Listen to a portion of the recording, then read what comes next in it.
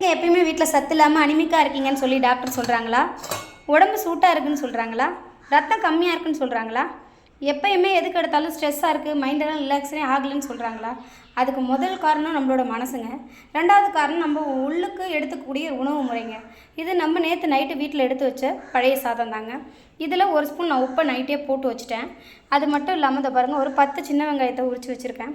இதை நம்ம இந்த சாதத்தில் போட்டு ரெகுலராக நம்ம சாப்பிடும்போது மதியானம் நம்ம எந்த ரைஸ் வேணாலும் சாப்பிடலாம். நான்வெஜ் கூட சாப்பிடுவோம். சாப்பிட்டு முடிச்சுட்டு ஒரு 10 நிமிஷம் சென்னோ இல்லை அதுக்கு முன்னாடியோ இல்லை காலையில் வெறும் வயிற்றிலோ நம்ம இந்த பச்சை வெங்காயத்தோட இந்த பழைய சாதத்தை எடுத்துக்கிட்டோம் அப்படின்னா ஹீமோகுளோபின் நமக்கு அதிகமாக ஆகுங்க. நீங்களும் இதை ட்ரை பண்ணி பாருங்கள். நான் இப்போ ஒரு 10 நாளாக ட்ரை பண்ணிகிட்ருக்கேன்.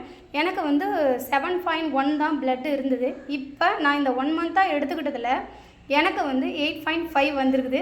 அதனால தான் உங்ககிட்ட இதை நான் ஷேர் பண்ணுறேன். எனக்கும் இதை பற்றி எதாவது கமெண்ட் சொல்லுங்கள். நல்ல விஷயமா இருந்தால் நாங்களும் ஏற்றுக்க தயாராக தான் இருக்கோம். தேங்க்யூ, பாய். மறக்காம நம்ம சேனலுக்கு சப்போர்ட் பண்ணுங்கள் ஃப்ரெண்ட்ஸ்.